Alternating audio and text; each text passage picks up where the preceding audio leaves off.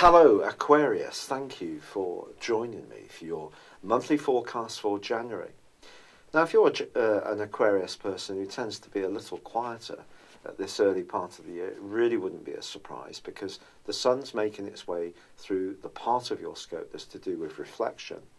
And of course for many people, especially in the northern hemisphere, it's cold, it's dark and wintry, so we draw in, get by the fire, keep snug, and this is particularly true of your zodiac sign.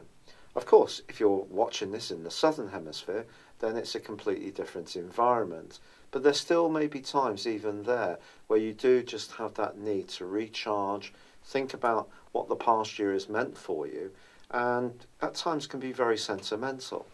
Now this year is going to have a lot of that, but it's also going to have quite an extraordinary dichotomy because Mars and Jupiter are combining in the most visible part of your situation.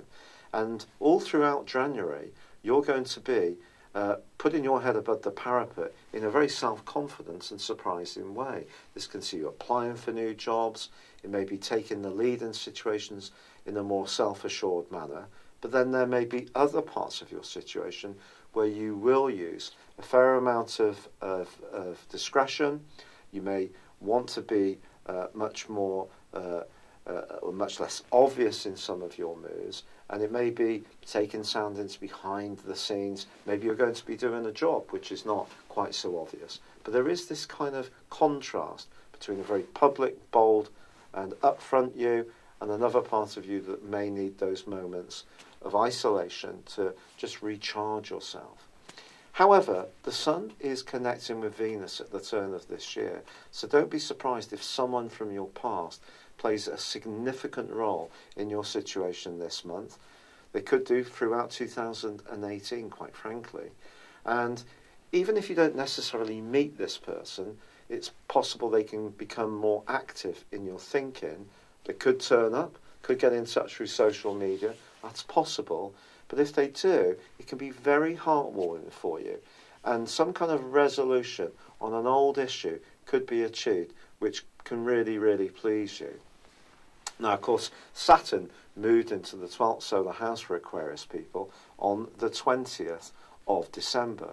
But the great news for Aquarius folks is, of course, that Saturn is our traditional ruler and Uranus is the modern ruler.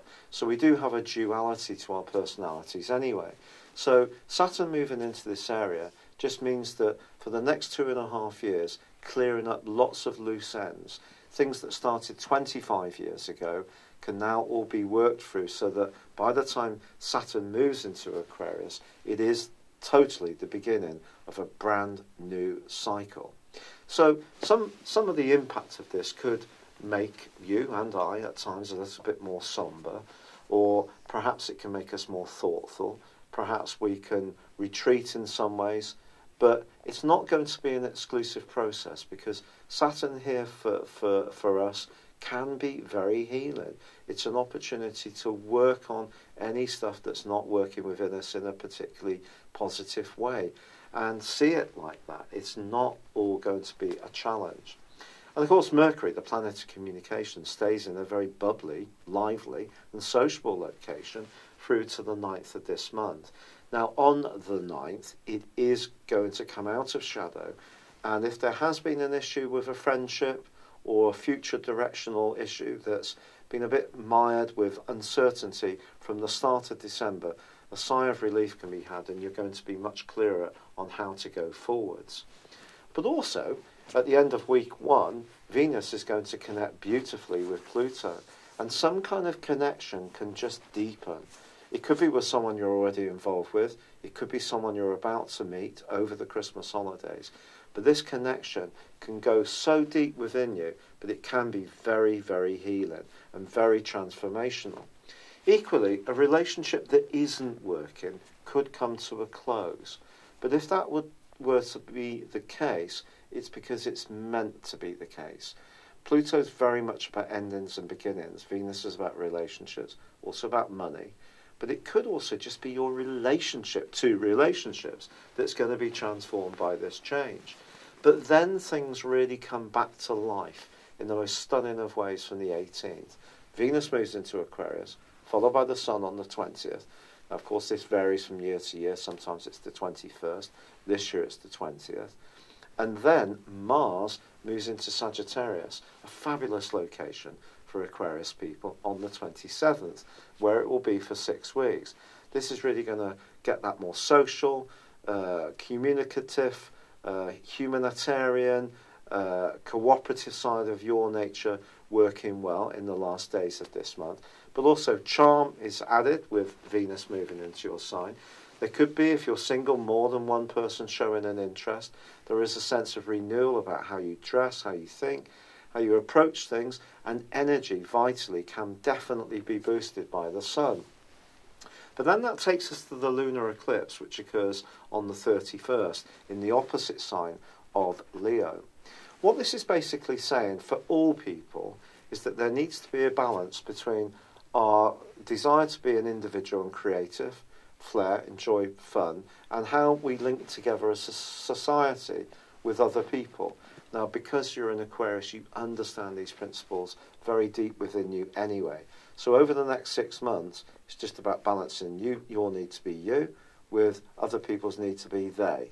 And it's finding the middle ground. But because this total lunar eclipse is linking with the dreamy energies of Neptune in your sector of values, that could be the area that causes a bit of haziness and shifting, and not necessarily a lack of focus, but perhaps a little confusion here and there in the following 6 months. However, this is a month which begins this year with you being able to show a lot more assertiveness and confidence.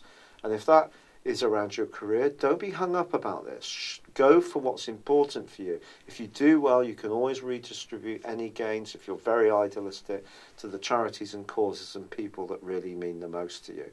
But there could be also a need to work behind the scenes a little bit more.